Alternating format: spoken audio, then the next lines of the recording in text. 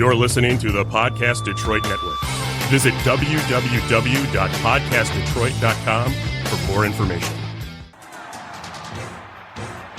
1935, the Lions win the NFL championship. The Detroit Tigers take the World Series.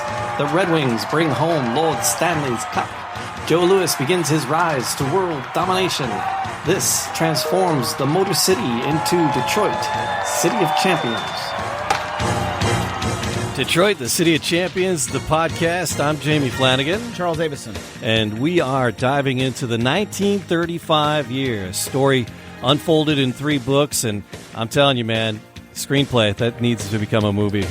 That's our goal, Jamie. We're trying to make this. We're trying to turn this into the greatest, a sports epic along the lines of a Band of Brothers style movie with the greatest story ever told, the greatest sports story, the greatest season ever told on film, and that's our objective. Yeah.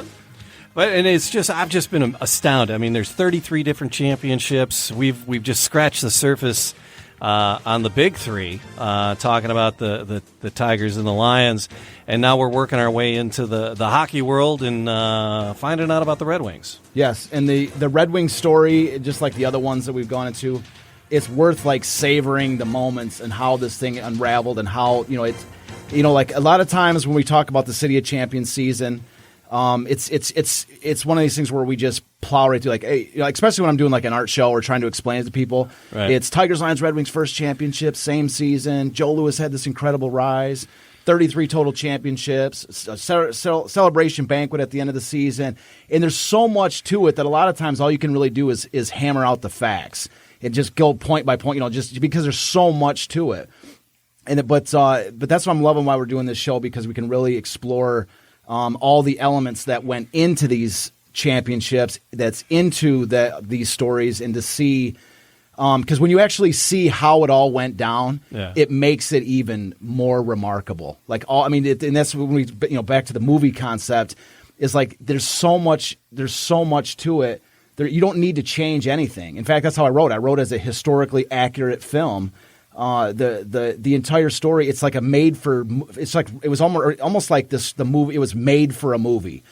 There's so much drama to it, and so much backstories and stories and rivalries and all this, and that's why I really love doing this show, because we can dive into each component, and we got a good one today. I'm loving every second of it. So the Victoria Cougars moved here, and right? They sure did. And then sure are we still the Cougars, or are we the Falcons? Are we the Falcons yet? I'll catch us up to speed for maybe a couple. Maybe we missed a show. Maybe we missed a couple shows, something like this. Maybe this is people's first episode they're listening to. But so anyways, so where we're at with this story is we covered the early origins of hockey itself, and how the Stanley Cup became the coveted, like the pursuit of the Stanley Cup is what shaped hockey, and it shaped the NHL. The pursuit, like whatever league could be the league that played for the Stanley Cup every year would be the league.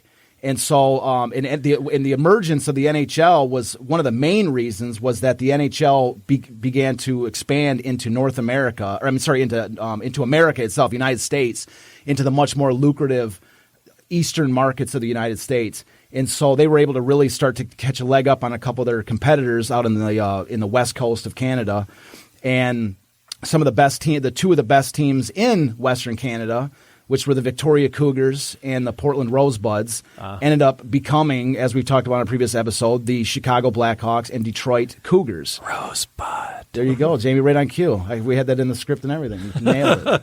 Your timing was flawless.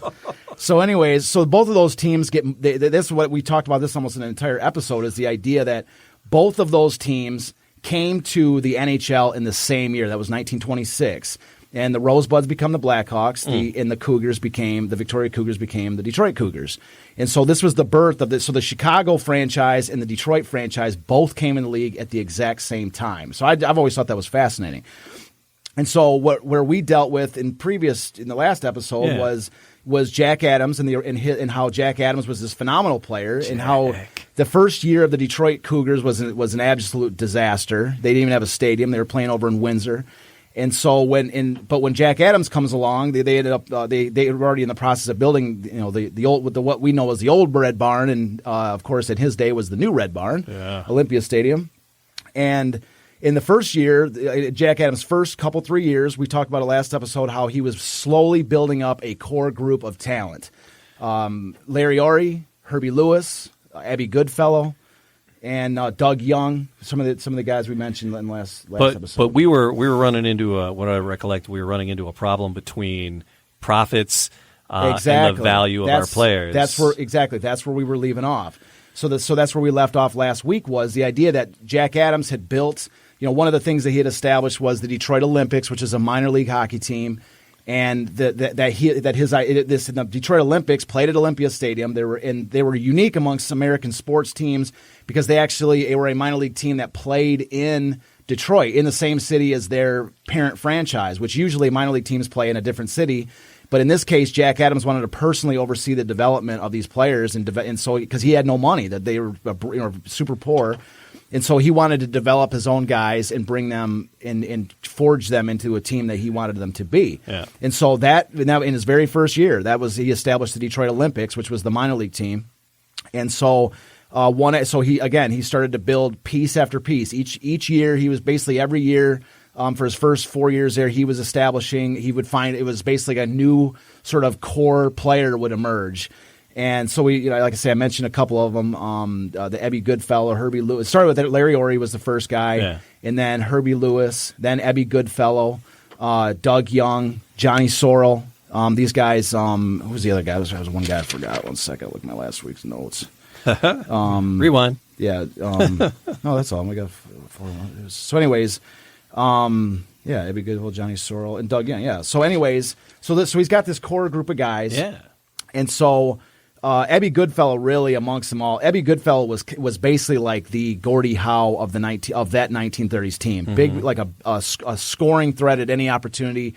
One of the biggest guys in the league. Loved to fight. Incredibly talented. And we talked about how Boston actually offered Jack Adams $50,000 in the middle of the Great Depression hits. The Red Wing, this hockey franchise, which is now known as the Falcons, right, are in absolutely desperate straits. Were they winning yet though? They went to their first playoff in their existence 1931-32 season. Right. As the Falcons, they went to their first playoff. Okay. And so they lost. They lost in the first series, but they were heading to start to have mild success, just slight success. Right. But the problem was that the team was bankrupt and they were in receivership, and so Jack Adams' bosses are the bankers who actually own the debt on the team, and so they're looking at it from potentially just a banker's perspective, saying, I heard Boston's trying to offer you $50,000 for Ebby Goodfellow. We got some bills you got to pay. And he's like, you didn't hear anything from Boston. You didn't hear that. I didn't hear anything from them. He's basically downplaying because he knows that if he starts selling off his best players, then this is the choice he has. He's either if he sells off his best players, he might push back the debt for now. And stave off destruction now, but it'll only come at the expense a couple years later, which is guaranteed. The organization will be finished if they don't have any stars, right. Which has taken him 4 or 5 years to get to this point and develop these guys by this point. So he's in a terrible fix because again, he's bankrupt. The team is bankrupt. They're in the middle of the Great Depression. The team has no identity. They've got, and they're sure they went to their first playoff game, but they are far from a legitimate contender. Okay. And so all is looking really bad, really bad. That's what we'd like to set this. That's how we left it off last week. We left all the viewers at home feeling really bad for the Detroit hockey franchise at this moment. Yeah. Because all is not well whatsoever. But we also gave the teaser at the end of last episode. That we remember we prayed. We said a prayer that there maybe be a hero would come into emerge to help in this situation. Who do we get a hero? That's where we're going to begin today. Will you be my hero? I'm already the hero, Jay. We're good. But in this case we have your prototypical hero coming in at the last second to save the day, and not just save the day, but coming in to save the day, like wielding Excalibur. Okay, Right. like he's not just a guy that's he's going to kind of fix a few things up. No, this is a bona fide hero that comes in. If Jack Adams is we call Jack Adams the father of the Detroit hockey franchise, the father of the Red Wings. If Jack Adams is the father of that team, then Jim Norris, who we're about to introduce today, was that fabulously rich uncle that's going to come in there and spoil you rotten and make sure that whatever shortcomings you got, you're not going to worry about money. And so Jim Norris is as I've already alluded to, is a fabulously wealthy grain magnate from Canada. Oh. And so his story, we put a picture up on the screen there with Jim Norris and Major Frederick McLaughlin. And so actually to explain Jim Norris, we got to go back a little bit to that first when the Portland Rosebuds and the Victoria Cougars were being sold and about to become the Blackhawks in the Detroit franchise, the Cougars. And it was at that moment that Jim Norris, he was either moving to Chicago or he was on his way to Chicago or he was having something to do with Chicago. But anyways, he made a bid for the Portland Rosebuds to go to Chicago. He wanted to be the owner of this team and move them to Chicago. And I've never seen an article, if anybody ever sees anything about how that actual auction went down or what exactly the friction that happened. I don't know, but whatever it was, Jim Norris lost out on the bid for the Portland Rosebuds. Yeah. And it lost out. And so not only that, but McLaughlin, not only did he get this Rosebuds, he got the territory of Chicago, exclusive domain in Chicago, a monopoly on any NHL activity in Chicago that was all Major Frederick McLaughlin. And so Norris lost out on his bid for a Chicago NHL hockey franchise. And so that's his situation. So a couple years later, so Norris at this point is firmly entrenched in Chicago. Like Chicago's actually his primary, his business avenue. He actually lives in Chicago at this point. And so in Chicago, he's basically upset that he doesn't. He's like, well, I don't care if the NHL gave me permission or not to have a team. I'm just going to start my own league, I got multi-millions of dollars. Right. So he starts his own team. He starts his own league called the American Hockey League. Okay. And he starts his own team in Chicago called the Chicago Shamrocks. Yeah. And so that year is that year is 1930 to 31 when he starts up the Chicago Shamrocks. And in the ensuing season, 1931-32, the Chicago Shamrocks win that American Hockey League championship. So his own team wins basically his own league's championship, which is, maybe a coincidence a little bit or something. I don't know, but he does it. And so, anyways, and now he challenges the NHL for a shot at the Stanley Cup. Oh. Right? So that's any self-respecting league. If you think that you're a major league, you got to challenge the Stanley Cup. And his challenge is denied. Okay? Any of the holders of the Stanley Cup, the custodians of the Stanley Cup, deny him a chance at the Stanley, to compete for the Stanley Cup. And so now this is a situation in which Norris is like, now you're picking a grudge with a multi-millionaire. Right? In the NHL, they might have been the Premier League at that point, but by no means are they some like the $1 billion league that we know of today. Sure. And so recognizing, there's this basically a growing feud between McLaughlin and Norris, who are actually neighbors in the same wealthy district in Chicago. Recognizing the idea that Norris's next move is probably going to be to escalate this situation. If he's been denied a chance at the Stanley, he's been denied as a team in Chicago. Now he's been denied a shot at the Stanley Cup. What's his next move going to be? The Norris Trophy? Down the road we'll get to that point. Maybe in about 200 episodes. Because it comes to a short time. It's a time after that. But But anyways, so recognizing that it might be a bad idea to pick a fight with a multi-millionaire, the NHL offers Norris the chance to wage this like on ice war with McLaughlin on the rinks of the NHL, because at that exact moment, the exact moment that the Shamrocks' final year, which is 31-32, at that exact moment, this Detroit hockey franchise needed money. It needed stable ownership. It's the exact situation we already led up to in this, in the introduction of today's show. And so they need something. And so Norris accepts. Perfect. So he gets the entire lock, stock, and barrel of the Detroit hockey franchise for $100,000. Oh.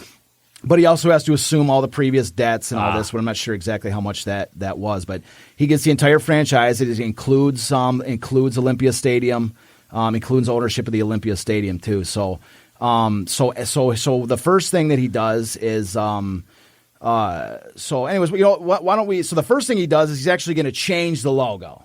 Okay. So he's going to change the logo because the idea of the Cougars was let's all admit it, okay? We can admit it. This is 80 years later. The Detroit Cougars was not good, at least for the hockey franchise. It just doesn't fit. Right. And the Detroit Falcons, it's just not catching on. Like there's a reason why the history books kind of really you see the Falcon, you're going, okay, next page. Yeah. You move, if any history book you look at it, they get about that much text to it. Yeah. But so the Falcons didn't work. So what they did was they changed it to Jim Norris, so I want to give you the years of his birth or his years of his life. He was born in 1879 and he lived in Montreal. And so as we talked about do we have the picture with the winged wheelers? There we go. So in 1893 to 1894, the winged wheelers, the Montreal winged wheelers were the first they won back-to-backs, the first two Stanley Cup championships. And we showed on a previous episode the Winged Wheelers. And so at that point, James Norris is living in Montreal, and he's about 14, 15 years old. And so the Winged Wheelers, undoubtedly, Jim Norris was a sportsman, even as a kid. They all played, he played sports. He's a big athlete in early life. And so at that point, it's completely understandable how the Winged Wheelers would have been an attraction for Norris, being like, man, the winged, here we are in Detroit, Motor City. Yeah. The winged wheel on a Motor City is like literally, a much better fit and a much more unique concept than just the Falcons. And so he really thought it would go in a much better logo. And we have a picture on the screen that shows we've already showed this picture before, but I actually brought out the winged wheel on this and actually turned the winged wheel to see how it didn't look good, up and down like that. I put it next to it, so that's why they rotated it into its position. Yeah. And so, the idea of the winged wheel comes from this Winged Wheelers team. But we have a special guest today, Stephen Goldberg. Hey, Stephen. Stephen Goldberg is here because he's got a little information that I was not privy to. Tom, this is a friend of Tom's, and who we didn't even mention. Tom Urick's here as usual. Tom's our buddy. He's here. Yeah, so Tom's here, and Tom brought in a friend of his who has a little insight onto the Winged Wheelers themselves to talk about, because we kind of brushed through the Winged Wheelers quite a bit. And I talked to him on the phone, and he has a little bit of insight on that Winged Wheelers team and to stuff that I didn't know. So rather than go like me making crap up. Thanks for the info, Stephen. I'll make sure I mention it on the show. In fact, instead of that, we brought Stephen in. Stephen, yeah, thanks for being here. So we're going to let him talk a little bit about the Winged Wheelers. Oh, my pleasure. Thanks, guys. It's great to be here. It's a fantastic show. So Norris actually played for the Winged Wheelers. Oh, I did not know that. See, that's why we brought you in, man. Nice. I didn't know that. The Internet's an amazing source. He actually played for the team. And so just a little bit on the history. So the winged wheel is an ancient symbol going back to Greek and Roman times. Oh, okay. Huh. And they had wheels back then? Well, they had wheels, but maybe not car wheels. You're thinking of it as an automotive wheel. You're skipping ahead. You're okay, skipping fair ahead. Play, you're on the right path. All right. So, the symbol was associated with the Greek god Hermes. Yeah. And it was a representation of a chariot at the time. And it represented three things: transport, speed, and progress. Mm. And the Michigan Amateur Athletic Association was founded with three teams. It was lacrosse, snowshoe, and hockey. And you spoke of already the hockey team that was part of that club. Sure. And so that actual club adopted the winged wheel as their symbol for the club. So all their sports teams had the winged wheel on it. You're talking about in Montreal? Yes. Amateur Athletic Association. Yeah, Montreal. Okay, yeah. And so the hockey club, the Montreal Hockey Club, as they were called, of course, had it too.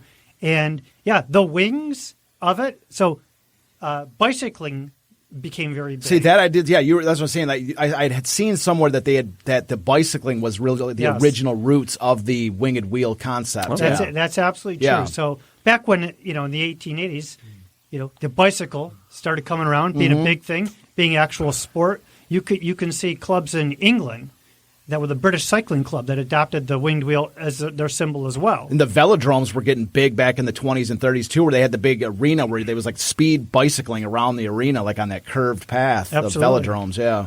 So basically, that was the origin of the winged wheel. It was just a symbol of the MAA. Yeah. And then the hockey club was using it. He played hockey on that club. Sure. And he was a multi-sport athlete too. Yep. And then when he comes to Detroit, it's like, my God, nobody's using the winged wheel. I mean, it's like perfect. Yeah. So it was literally bicycle tire flying on the wings of progress. Yeah. That is literally what represented. That's cool. And here we are today. Yeah, that's cool. But I love that. Yeah, because that's what you were telling me on the phone. It's cool how that and you can see it because. Absolutely, like the winged wheel, bikes, amateurs, how it evolved. And then, the fact that Norris would, he's probably just going, I mean, hell, he may have taken the job because he's like, I want to name the team that. Like maybe that's never been said anywhere. I mean, it's obvious, total speculation, but I mean, maybe he's going, dude, I'm going to the Motor City.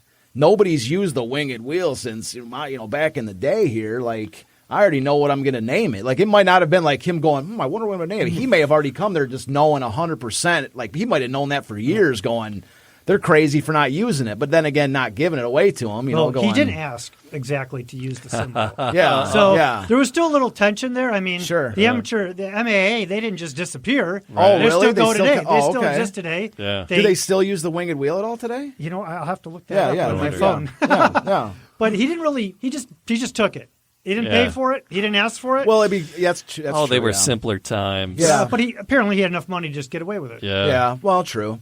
But at the same time, and he also did kind of alter a little bit because it was the Red Wings, and he, on the image you can see there was a double wing on this one, and on the Red Wings one, it was a single wing, and he rotated it. So there's a couple different. It was an inspiration for that, so it wasn't a total piracy violation, I would say. And plus, he does have the money to pretty much do whatever he wants, and probably he could kick some money back to them and go, thanks for the idea, So, anyways, that's a great story. I appreciate you coming and telling us that. So the winged wheel is born. Okay, this is now so going forward. We don't have to keep stumbling on words going.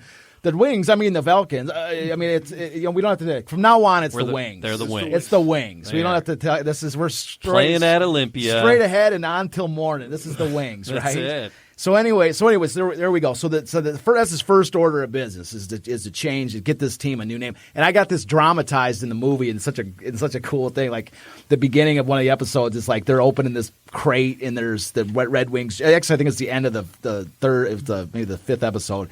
They're unpacking a crate and they pull out the winged wheel because they've seen the other jerseys for the first section of the thing. Anyways, so I actually dramatized that in the movie. So like anybody that wants to see that on film.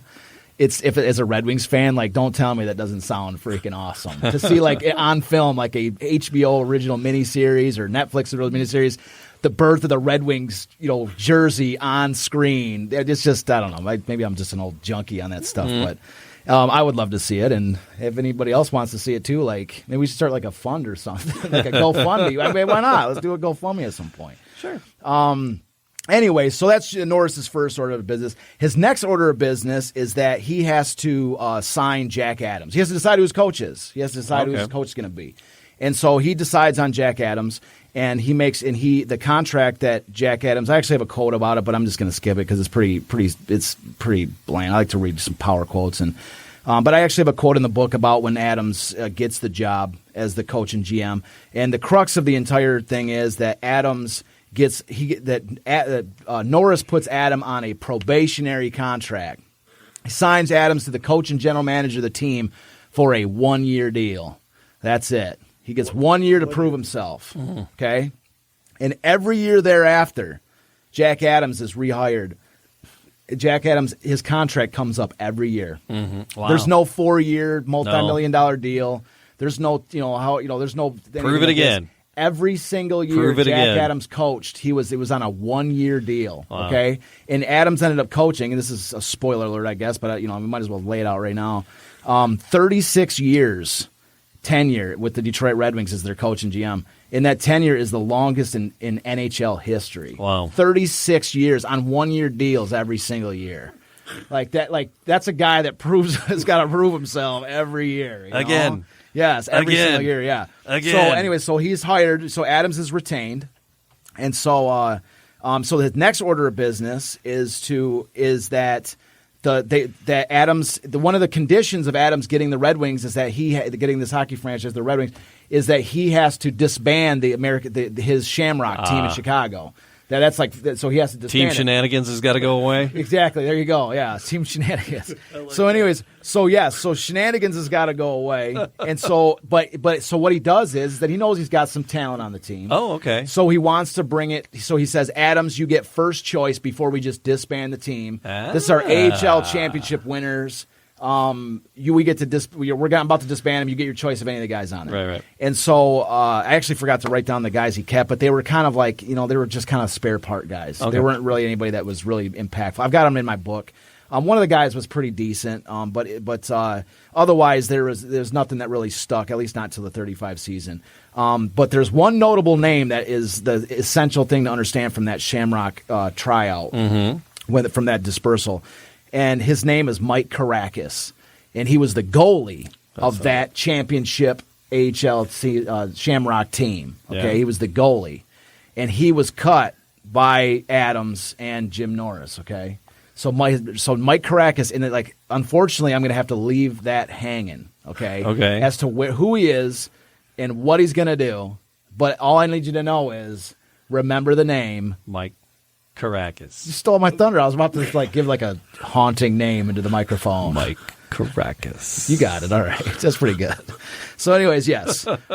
Mike Caracas. Remember that name because it is going to factor into the story in a major, major way. Not now, but in maybe 2 or 3 shows. Okay, fair enough. Like this. Fair enough. But we're good. But just remember that, and we'll remind us, the listeners of this. I saw so many of these stories have had somebody coming back to haunt you. Exactly. That's what I'm saying. That's why it's key to build the story from the beginning. Yeah. Because as we power through, it's all gonna come together. You know what I mean? It happened with the Lions and the Tigers too. There was stuff that was just coming back to haunt. Exactly. you. Yes. That's what I mean. That's why the story is key. That's why that's what I was saying at the beginning of the show. If we just say they all won their championships.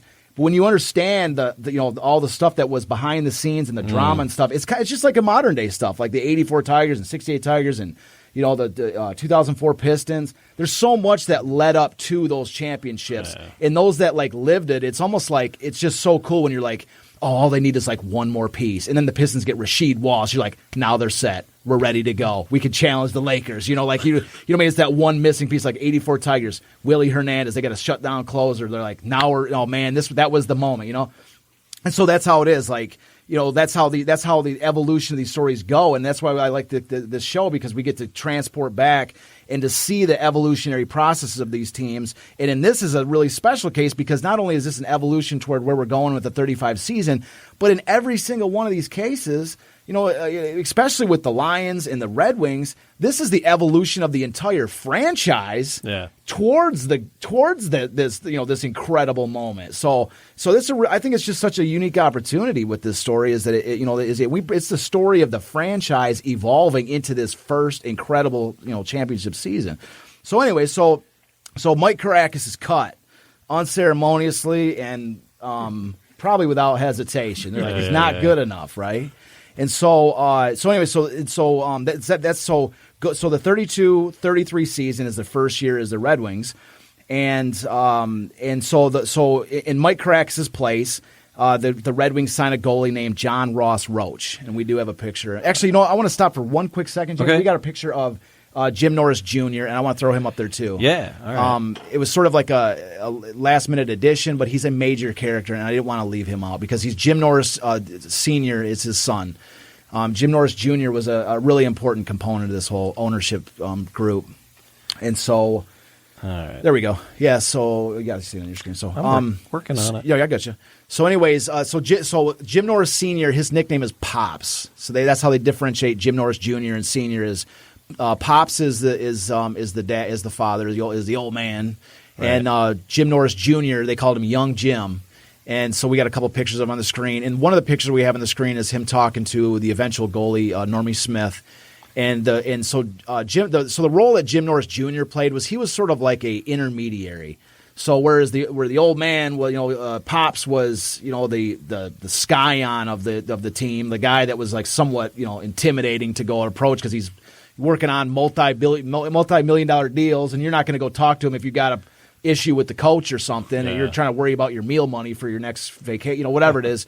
And so young Jim was the guy that really, relieved a lot of pressure on he served as a bridge between Jack Adams, the players, especially between the players and ownership. Mm-hmm. And you can see the picture we have on the left up here.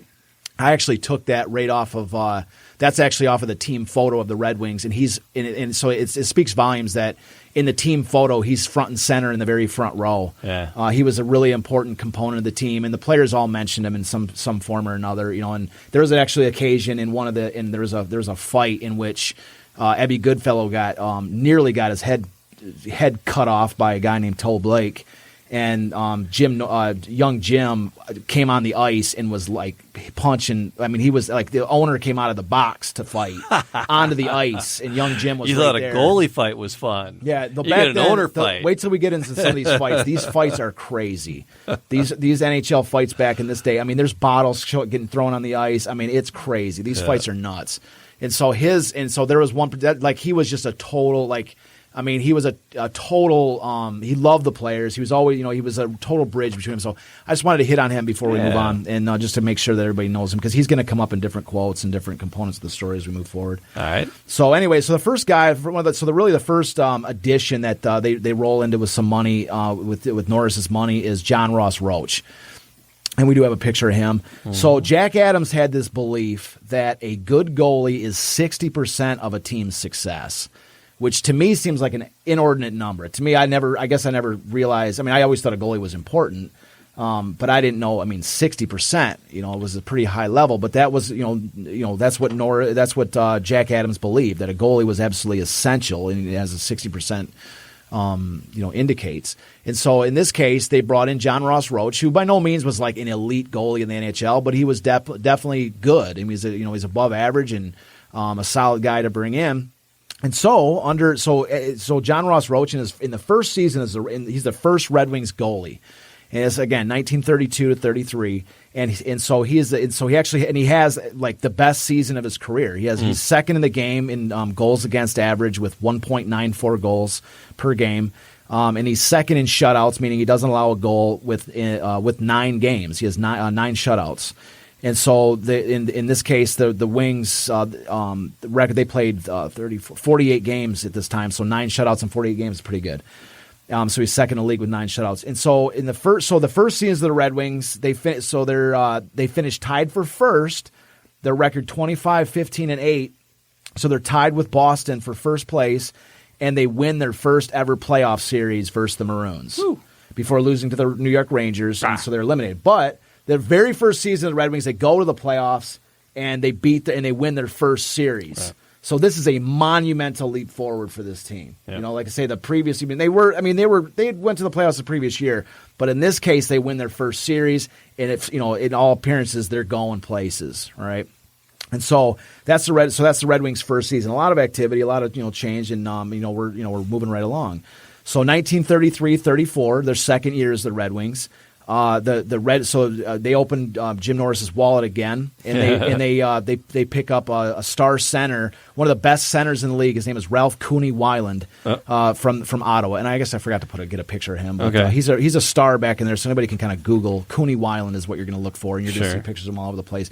And his story is going to come up again when we talk about Herbie Lewis. I alluded to this a couple episodes ago with Herbie Lewis that there was this tremendous minor league story with Herbie Lewis, and Cooney Weiland is like going to be a major part of this. Herbie Lewis and Cooney Weiland were both on these incredible teams in Minnesota in the minor leagues, and it was like one of the most legendary rivalries of all time.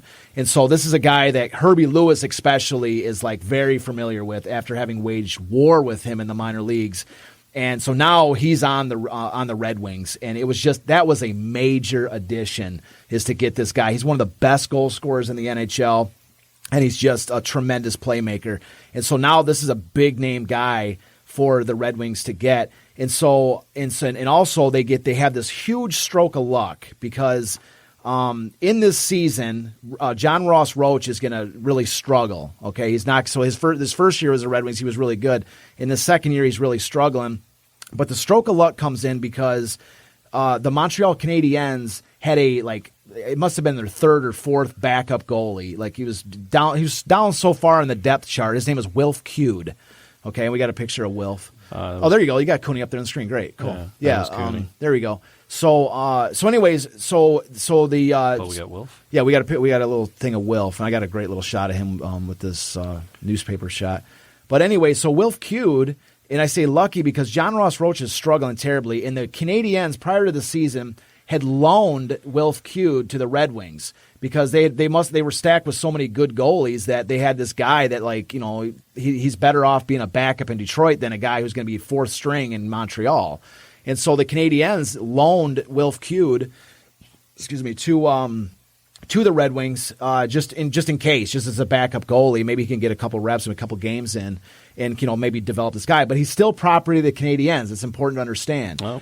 And so he's just like basically loaned. He's borrowed to the Detroit Red Wings. But so now he's called into action because John Ross Roach is just playing awfully. He's just playing terrible. And so, yeah, I love this picture right here we got on the screen. Anybody that can see it, anybody that can't, what it is, it's a picture of Wilf playing goalie, and there's a wood wall in front of the net.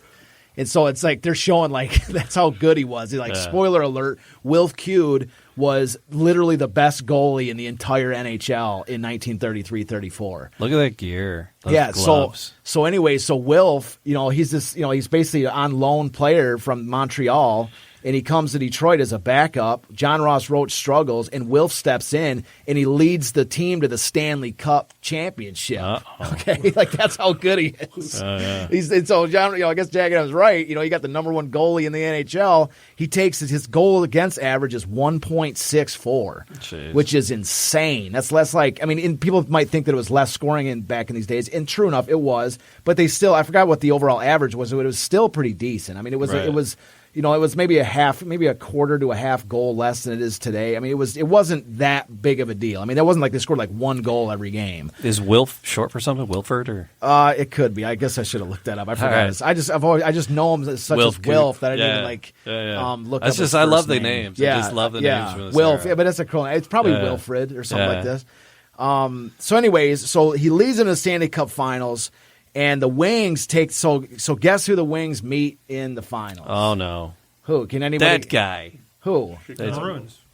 Mike. Tom got it. Mike Coot? No. We'll get to him. No, the Chicago Blackhawks. Oh, the Blackhawks. Yes, Tom nailed it.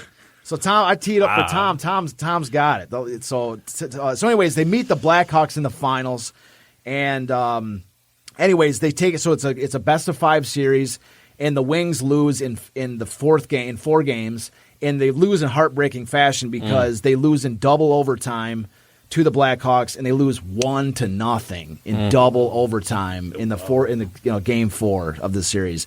So they lose to the Blackhawks, which is you see this building nemesis with McLaughlin and Norris, with Adams and these teams. And I just wanted to mention briefly a few of the names of these Blackhawks players because they're going to come up across the point in various quotes. And kind of like the Red Wings have this core group of guys, so do the Blackhawks. And these guys are going to be recurring names that are going to be coming up all over the place. So now's a pretty good time to mention because these are the guys that beat the Wings in this Stanley Cup Finals. And so we've got Paul Thompson, who's a left winger. He's going to end up down the road. He's going to end up being in the 30s, late 30s. He's going to end up becoming the coach of the Blackhawks. We have Johannes Johnny Gottselig. So from here on out, it's Johnny Gottselig. Johnny Gottselig. This guy in the movie, he's like one of the main nemesis of the Blackhawks. And so Johnny Gottselig is a Russian.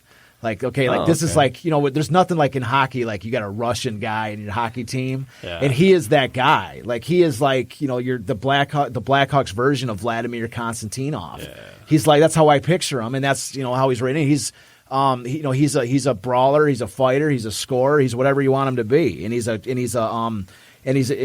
captain. He ends up being a captain of the team in 1938.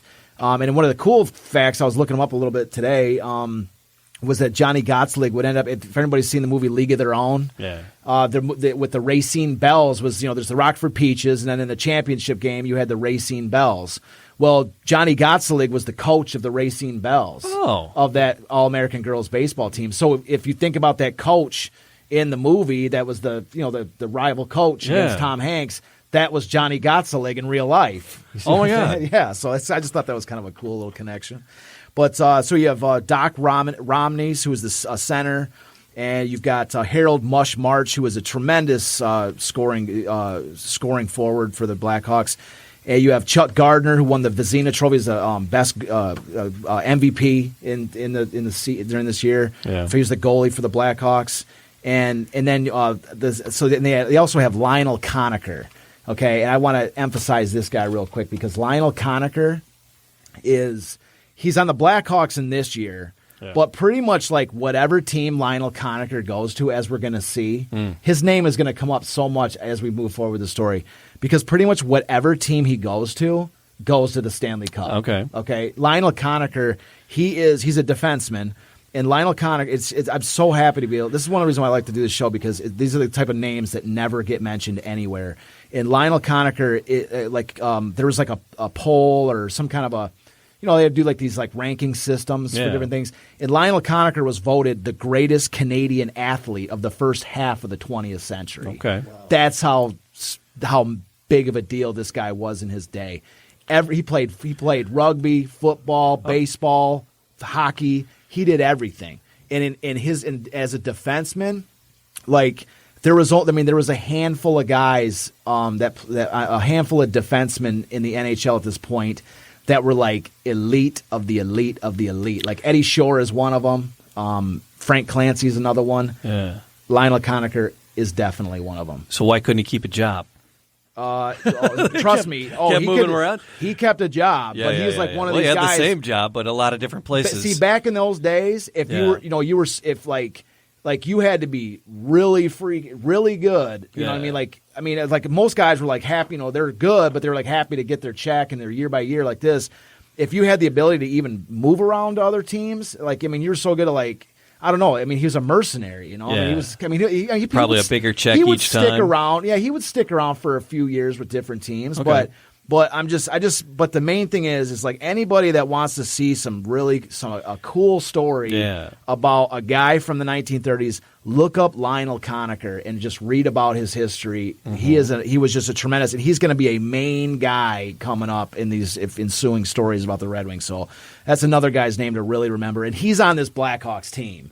And so they win the cup from the way they got Lionel they actually the Blackhawks signed Lionel Conacher in this year, and they win the Stanley Cup with him. I mean, he's a beast.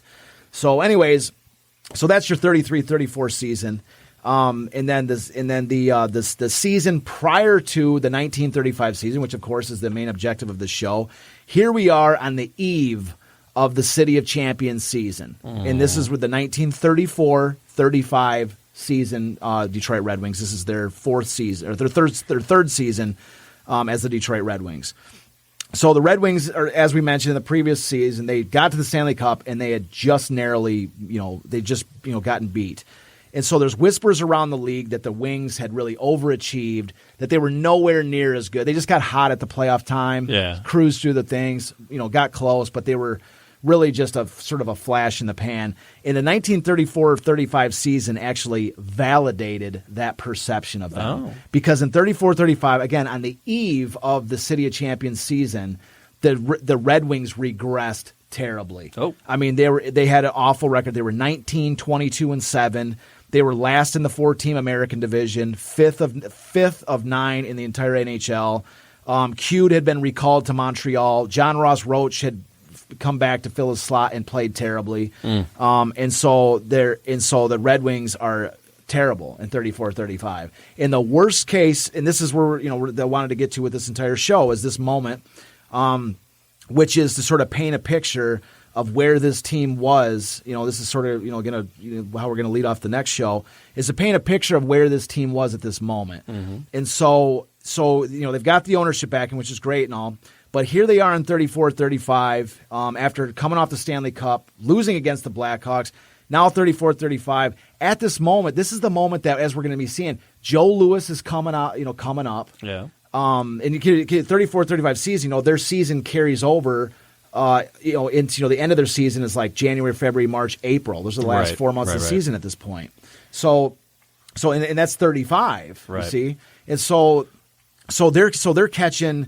The Lions have been born in 34. The Tigers have gone to the World Series in 34. Right. Joe Louis is getting ranked the 9th best fighter overall in 1934, and then in the beginning of 35, like every single week that goes by, his fame is growing with every single fight. Yeah. The 35 Tigers, they went to the World Series in 34, which is like the tail end of their season. It's the beginning of the Red Wings season.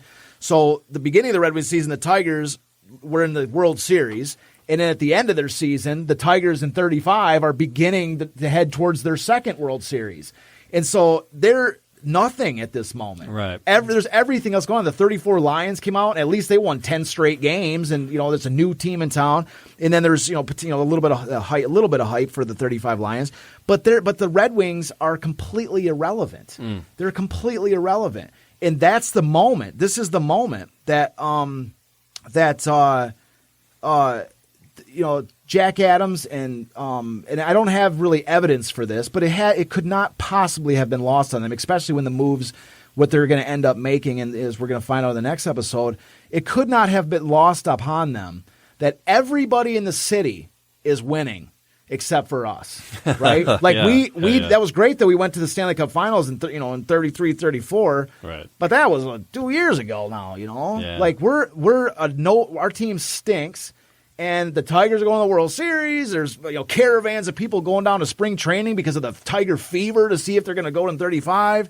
The Lions, they won 10 straight games, and they got Dutch Clark and all this cool thing, the Ty Cobb of football, right. and Joe Louis is this new sensation that's capturing the fascination of the entire country as this new boxing superstar coming out of Detroit. And there's all these other championships. I mean, you got Garwood, and we got these things we're going to see. And the Red Wings are in this moment are like as we've talked about before, and we've actually emphasized, I think, twice now. The Red Wings up at this point, this is they're like the home when they were at home. They had a bunch of Canadian fans coming from Windsor cheering for the other team. The bulk of their fans were Canadian fans cheering on the other team. We get to go see our team win against exactly. you. So Adams is like, they're losing, and the fans are cheering because they're primary fans. And there's also a rumor going around. Jack Adams is mocked for this. That Jack Adams is going around trying to exchange potatoes for tickets, because it's in the middle of the Great Depression. He's trying to get Detroit butts in the seats, and he's trading potatoes to do it. And somehow this it's like a rumor or something that sneaks out, and now he's basically getting mocked for it. Like they're like, "Hey Jack, when she gets, I'll take a potato," or something. They're just mocking him, for it. It's just he looks like an idiot for it. And so the Red Wings, they realize they're like, if all these teams are coming out in 35, and this is the year, the Tigers win the World Series, the Lions are about to do something, potentially. Joe Louis is this rising star. There's all this stuff going on. There's a renaissance. The long and short of it is, by 1934, it was clear to everyone that there was this renaissance of sports enthusiasm in Detroit. It was, of course, led by the Tigers. The Tigers were the preeminent team. Everybody was Tiger hysterics at this moment. But they're in the midst of this Detroit sports renaissance in the doldrums of the Great Depression. And it could not have been lost upon, especially when we're going to see in the next week's show, the moves that they ended up making were incredibly bold, incredibly aggressive. I mean, they're going to end up overhauling. There's only 15 guys on the roster, and they're going to have 10 new guys on this roster going into 35. And the directions where all these guys are going to come from is crazy, where they all came from and how he built this team from all over the place. And that's what I'm saying. So the aggressiveness of these moves that he is going to do, he'd never done anything this massive in his entire career with as a coach. So it could not have been lost upon them that they had to do something. That if they were going to compete, like they weren't just competing for a Stanley Cup, they were competing, like this was their moment to take it, to become, to capture the attention of the fans. This was their moment. If they did not see it, you see, like this was their chance. That if they wanted to be part of the Detroit sporting scene, they had to win this year. 1935 had to be the year. They couldn't wait another year. This was their moment, and they had to seize it. And so that's where I wanted to leave. That's where I want to leave it off because it just kind of sets the stage for next week when we're going to talk about the moves that Adams made. The building a contender is what he ended up doing. But I will leave sort of the story for today off with one little bit of good news, is that in 34-35 there was a ray of sunshine, and that ray of sunshine is that the Detroit Olympics, which was the minor league team that Adams established, won the IHL championship. Okay, so the Detroit Olympics, the Red Wings might not have got it done, but Tom's favorite team and mine too. One of my favorite, my favorite minor league, probably my favorite minor league team. I would say that in any sport actually, because this Olympics are going to have a fascinating part to play in the story, just an unbelievable role in this entire story.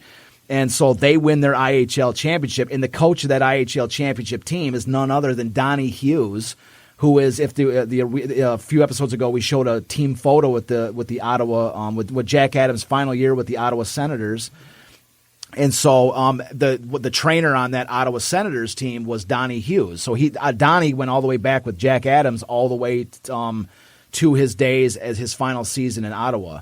And so that's what I mean. So that's what's like extra cool is that Donnie Hughes. This is like old guard with Jack Adams. Like he goes all the way back to the old Ottawa team. And so as we mentioned on a previous episode, like how important that old Ottawa team was. And this is really one of the first components is that Donnie Hughes was on that team. He was a trainer on that team, and he's going to be Adams' minor league coach when they to win the IHL championship. So, yep. So that's where we're going to leave off for today. Is the excitement is brewing. I think so, yeah. Who was it? John Howell chimed in and said the last time the Tigers won 10 games in a row was 1934. Oh, that's not entirely fair, but in recent years that's entirely accurate. Because I'm looking, I tried to do a quick look, and then the only thing I said was the Lions winning streaks, and they said only 9 games, and that was in 2011. Oh, so it has been a 9-game streak. So he's pretty close. He's. So yeah, that's the only other time that it doesn't look like they've broken 9. That's my dad. But they don't they don't have 1934 on here. What's that? Whatever this website is. So what do we?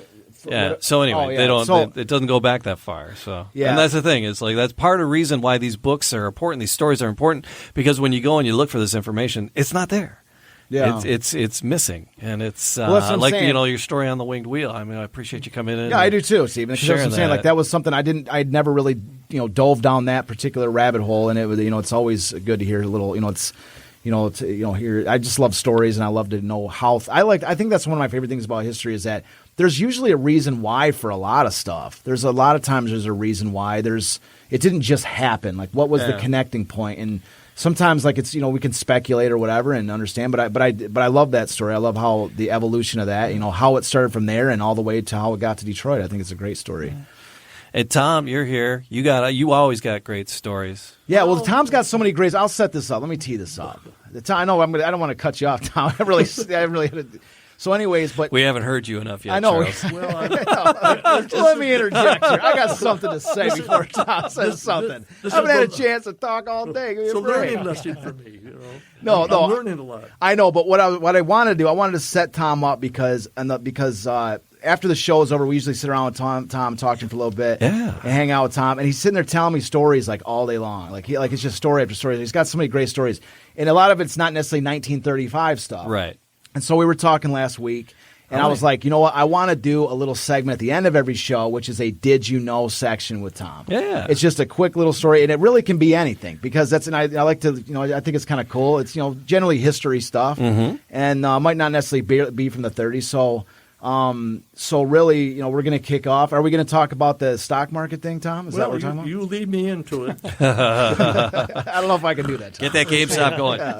So anyways, so we actually had a different Did You Know for today. We actually were going to go, because there's such a great story that we were talking about the last week or whatever, but this one today I was talking with Tom because today the most relevant topic of the day, which is such a great story, is this GameStop thing. Oh boy, it's such a I don't want to get all too super into it. I was gonna give it a little introduction what's going on, but my God, man, if there's so much, if you haven't heard about there's so much stuff out there. Go take a look if you don't know what we're talking about, the GameStop stock thing. But Tom was telling me on the phone today, because we were talking about it, because Tom's into the stock market, so am I, and I own 2 shares of GameStop, by the way. We're the problem. Excellent. Yes, I own 2 shares of GameStop, and I own 4 shares of AMC, thank you. Another problem. Yeah. clutching it viciously. Oh, I'm not selling. Hold the line. Anybody that hears this, hold the line. I'm not selling. I don't care what it goes up to. It's not even about the value of it. I would love to turn a profit. But there's going to be a time. There's going to be a point where it's time to sell. Right. But right now, ain't it. Okay. And anybody that's thinking about getting into it, it's, it's if you want to think about it like this, get yourself a share. It's worth the price of admission. Okay. All right. You're going to ride a roller coaster. Just if you're in the show, you're on the coaster. It's worth the price of admission, whether it goes up, down, You got all whatever. these casinos allowing gambling now. Yes. This is probably a safer bet than the casino Wait till what gambles. happens when there's online gambling now. When you touch your button on the phone, you think this is bad. Wait till people are gambling and figuring all kinds of weird odds maker stuff. So, anyways, with that in mind, so we were talking about today, and Tom had a great couple little story components. Story that about somebody he knew back in the day, which I thought was great. So with that, you go ahead, Tom. Well, back in 1960. I knew a fella, and you could play commodities on the market, the agricultural commodities, and when you buy a contract, you better be able to sell the contract, and if you don't sell the contract, you have to take delivery. Yes. Well, my friend bought the egg contract in 1960, and he missed the call, and a boxcar came to Dearborn with 100,000 cartons of eggs. Yes. So back then, you actually had to What's an omelet? So if you're if you're doing gold or silver or whatever like this, if you miss paying out the contract, you actually got that commodity delivered to your back door. So it was 100,000 cartons of eggs.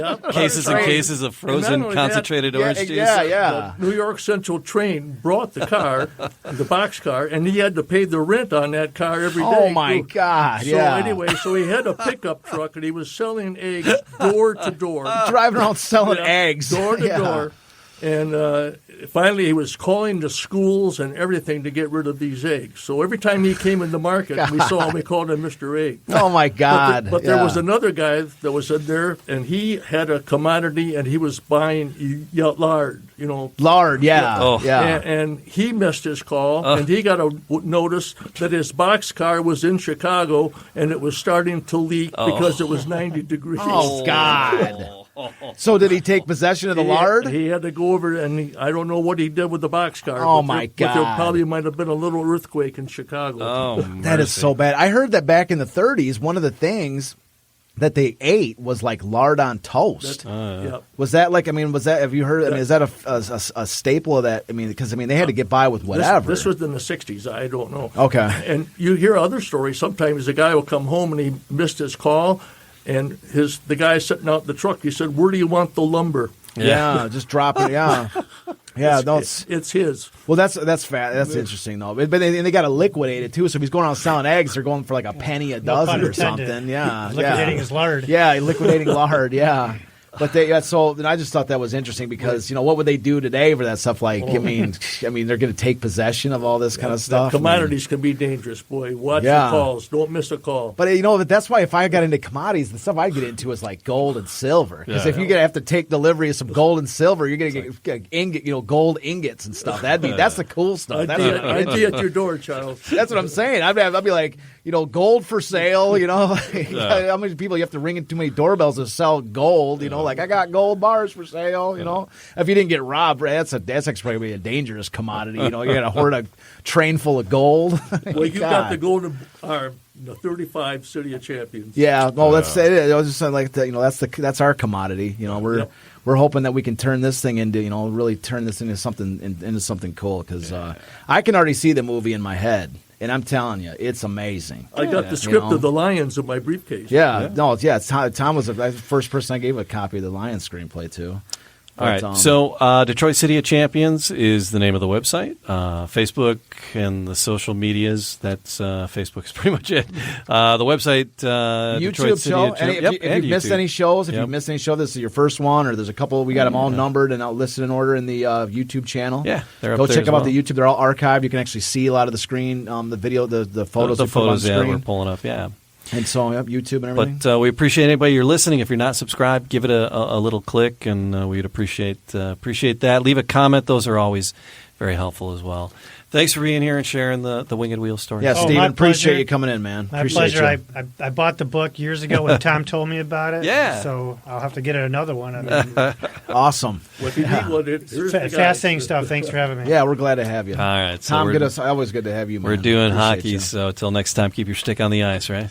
I'm telling That's you, when you Don said that Cherry. last time, That's- you caught me off guard because That's I Todd didn't. Cherry. Oh, is Isn't it? Yeah, that's well, Todd Cherry's there's me and my brother, I and a- think. me and my brother Cameron, and a friend of mine named Giggs. He's an Irishman. And he's like Gareth Bohines, one of my very good friends. So we call him Giggs, right? Okay. I've known him from Mackinac Island and that. We were going to Canada. We were going to Toronto. And that was what the Canadian border guy said to us. And we were kind of smuggling my brother Cameron over because he didn't even have his ID and he couldn't even really get one at that point. Yeah, for there you various go, reasons. fellas. Keep your stick on the ice. But that's what the border guard said to us. And we got through and we're like, dude, did that Canadian guy just tell us to keep our stick on this? We're like, what does that mean? And we're like, but it's so awesome. It's it can Don apply to Cherry. everything. Yeah. I don't know exactly what that means. But it's awesome.